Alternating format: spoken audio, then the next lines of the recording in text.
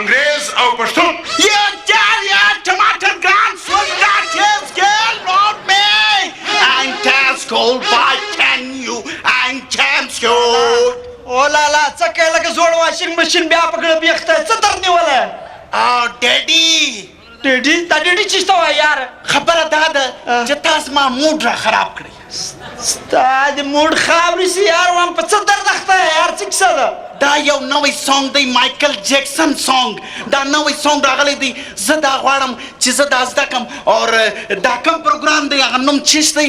دا جوګو غرو په اثر درو کې چې زه ولاړ سم دا مان لا پته کټ او بیا پروګرام زما یو ګرځي.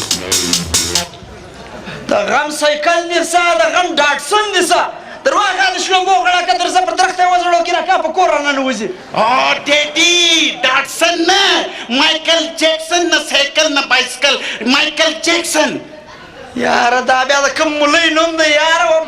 ډیډي دا خبره راوښیه یو په جرمن کې یو سانګ دی ډېر مشهور سو هغه دی زده عشقم رنجور I am don't very hill me اوس ممتبه ده I am wrong my lord I am drinking the load me oh I still want making you some. شکر دی چې بټن لري. ظالمه دا خو زموږ د بر صغیر نامتو فنکار نامتو ګلوکار عبیدالله جان اواز دی. ویلیام جان د غم ویلیان په څوک دی وم قسم تر جرمني به پورې دی څرخې. لاست چانس دا دی په جرمن کې 52 کروڑ سیډیانې د دغه فروختس ولې دلته نقل چا کړی دی چې نظر مې په حالات د دنیا ورلډ.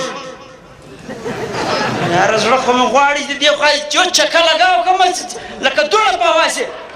ظالمه د هغې نه دي ویلي یار دا زموږ یار زموږ د برصغیر نامتو ګلوکار خیال محمد ویلی ده یار. ستا خیال دی ټیک دی زما خیال دا نه دی ټیک دی.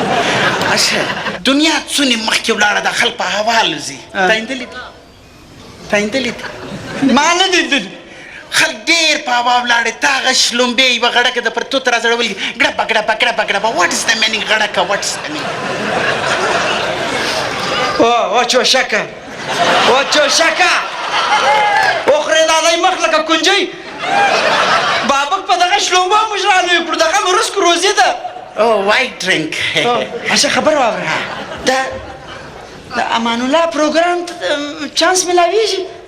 یار دا ګلالۍ سړی ګلالۍ خو زه در کاټومه یاره. ګلالۍ یو خاصیت دا دی شګړې دا ده چې وګر د نړۍ ته په یوه سترګه ګوري. تا کومه سندره ویله هغه عبیدالله جان چې ما دایمه به بیا سره یو ځای کې ته مه ژاړه زه نن راځم ولکه راسم. لالکه عزت مو په دغه کې چې خپل شلومبې خرڅو تر دې مخکې چې امان الله صاحب را ولاړ شي غږ یې لګوو.